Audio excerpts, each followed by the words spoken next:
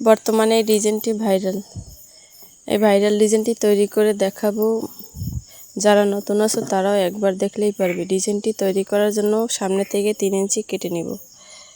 কাট করে নেওয়ার পর সামনের পাট সরিয়ে রাখবো। এবার একটি টুকরো কাপড় নেব। টুকরো কাপড়টি দুই পাশে 2 ইঞ্চি করে থাকবে। এবার আড়াআড়ি ভাঁজ করে বসিয়ে দেব।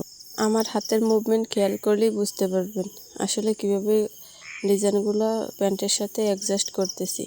যে কোনো কাজ হচ্ছে চোখের দেখা, একটু খেয়াল করে মেধা খাটিয়ে দেখলেই বুঝতে পারবেন। যারা নতুন আছে তারাও একবার দেখলেই বুঝতে পারবে আসলে কিভাবে কি করতেছি। এরপর সেলাই দেওয়া শেষ হলে উপরের কাপড়টি জয়েন দিয়ে নেব। আগে যে কাপড়টি 3 ইঞ্চি পরিমাণ কেটে রেখেছিলাম সেই কাপড়টি ধরে জয়েন দিয়ে নেব। কাপড়টি পুরোপুরি সেলাই করা শেষ হলে এবার উল্টে নিয়ে উপরে একটি চাপ সেলাই দিয়ে দিব। দেখেন কি সুন্দর, এখনই কি সুন্দর লাগছে দেখতে। এরপরে 1 ইঞ্চি পরিমাণ চওড়া কাপড় নিয়ে নিব।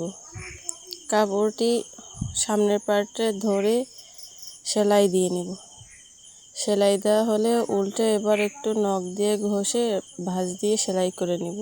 সেলাইটি একটু সাবধানে দিতে হবে যাতে বাঁকাতারা না হয়। সেলাই দেওয়া কমপ্লিট। এবার উপরে একটি চাপ সেলাই দিয়ে নেব। দেখেন কি সুন্দর হয়েছে ডিজাইনটা।